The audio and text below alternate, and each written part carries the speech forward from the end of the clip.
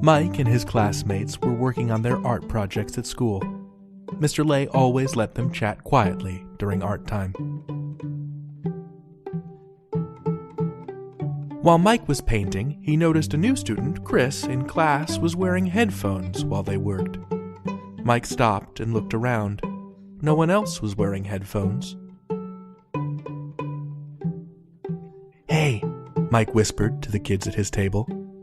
"Did you notice that the new kid gets to wear headphones, but no one else does?" The students looked around to see what Mike was talking about. "That doesn't seem fair," Taylor said with a frown. Mike didn't like when things weren't fair. "Mr. Lay, Chris has headphones on," Mike said. "I know, Mike. Thank you," Mr. Lay replied.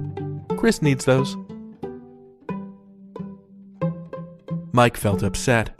If headphones aren't allowed in class, no one should be able to wear them, not even Chris, he thought. He raised his hand again. "Mr. Lay, can I have some headphones while I work?" he asked. "I could see about getting you a pair," Mr. Lay replied. "But I notice you're talking with your friends and getting your work done too. If you had headphones on, it would be harder to hear your friends. Why don't you think about it a little more before we get you some?" Mr. Lay suggested. Mike still didn't understand how this was fair. "If things were fair, then everyone would have headphones," Mike complained to Mr. Lay. Mr. Lay smiled and asked everyone to gather at the meeting rug. "This morning, my son scraped his knee, so I gave him a Band-Aid. That's fair, right?" Mr. Lay asked. "Yes," the students answered. "Well, I have a daughter too," Mr. Lay continued. "Should I have given her a Band-Aid as well, just to be fair?"